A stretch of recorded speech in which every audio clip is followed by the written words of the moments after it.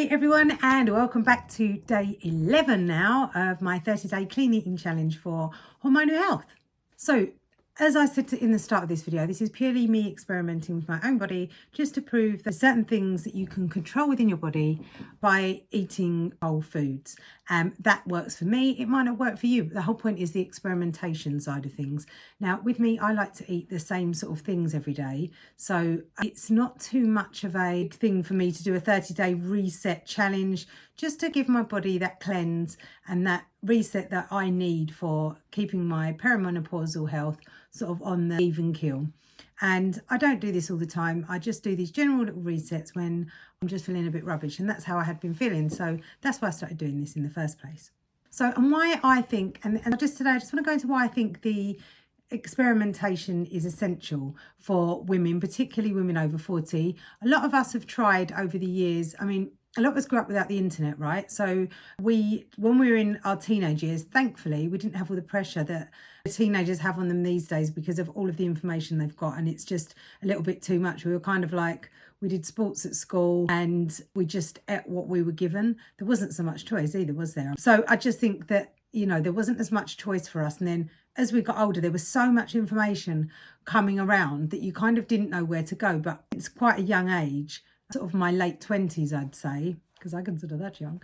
That is when I kind of started getting really into nutrition. And don't get me wrong, I was really unhealthy. Like I'd go to, say, CrossFit and then go out and get bang on it at the weekend and down a load of alcohol. Because I was doing all the fitness stuff, I thought it was healthy. It's crazy.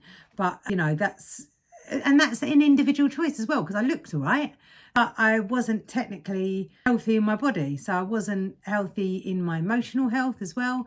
That hadn't been that hadn't leveled out. So there's loads of stuff that I could have been doing a lot better.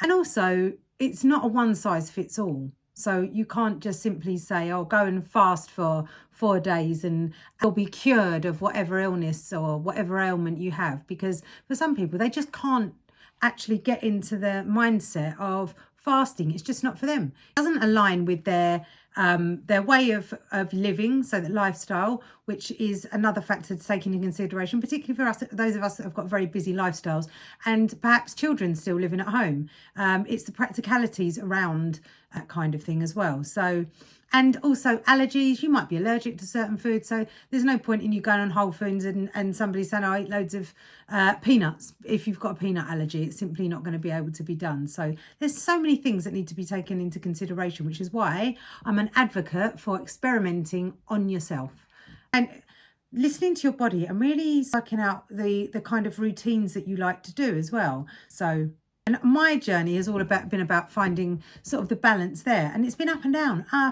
all around the years. And it's only now that I think because as you get older and you get into your 40s, I start thinking, well, if I don't start looking after myself now, your muscle mass starts dropping, and there's all things that you don't have any control over, but things that you can make better by having a clean and healthy diet, whatever that means to you as well, and also keeping up the exercise and choosing what exercise works for you. If I'd have been a lot more healthier in my younger years, maybe it would make it a lot easier now, because it takes a lot more work. But that's not to say it's difficult or impossible, particularly with sort of all the weight loss drugs are out at the moment. I know plenty of people that are taking those and they're really helping. And I'm not against those at all. I think if that's what works for you, then crack on. I'm not claiming to be a nutritional expert. I'm not claiming to be a fitness expert. All I go into is what I found works for me, and also that I can help other people find out what works for them emotionally, physically. And there's only certain foods that you like, then how can I make them work for me? And what, you know, how do I go about doing that? So it's more sort of ways of learning to work with individuals and how they work, rather than, well, you should be doing whole foods. You should just be eating whole foods and that's it. It's not how I work. As I've said, I really would start working on, if you don't know where to start, then I'd really start with getting the main pillars like really set. So getting your sleep set, doing whatever exercise suits you, and then just not eating shit, you know, just eating, no, don't eat processed foods, cut processed foods out. That's the easiest thing I can say to do. Sugar, processed foods, cut them out. And you don't have to be mega strict. Like, I went out for dinner. I had a Nandos today. So I just had no sauce on the Nandos, on the chicken. I had broccoli with it, and I had corn on the cob. And that's all. But so I can still have Nandos. And okay, I think it's cooked on a grill anyway, but you know, there may be certain oils in there that I probably wouldn't cook with at home. But it's a fairly clean meal to have. It's not got loads of crap in it. You know, it's not a McDonald's, is it? Let's face it. So tracking your reactions to different foods as well.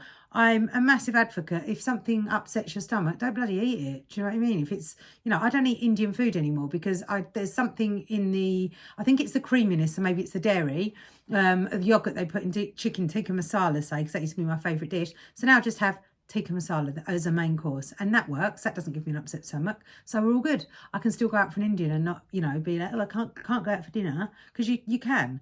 There's just other ways around it and ways of eating better foods, basically.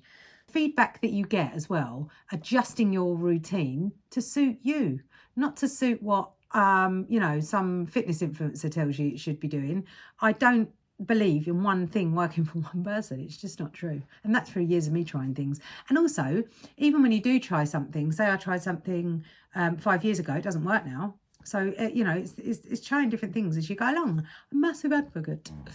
So if you'd like some help building your own personal emotional routine, physical routine, and get into some better ideas on really some things that you know, a personalised plan for you, basically, that works better for you, then feel free to book a call with me. We can work together to create a strategy. I do hypnotherapy. I can create a strategy that's sort of perfect and personalised for you. There's links in my description to everything as well, free resources, and to the playlist that you can see everything that we've done so far, and the recipes that I've used as well. There's not many in there. They're very simple, really quick to use, and particularly if you've got a sweet tooth as well. Thanks for joining me today, and just remember that you know best. Trust yourself and keep experimenting and keep listening to what works and trust in yourself. That's the main thing I can say is, and that's why I'm sort of coming online every day and saying what's happening with me every day, is just because that's just what works for me. But drop any comments and let me know, and I really appreciate you watching and look forward to speaking to you again tomorrow. Thank you.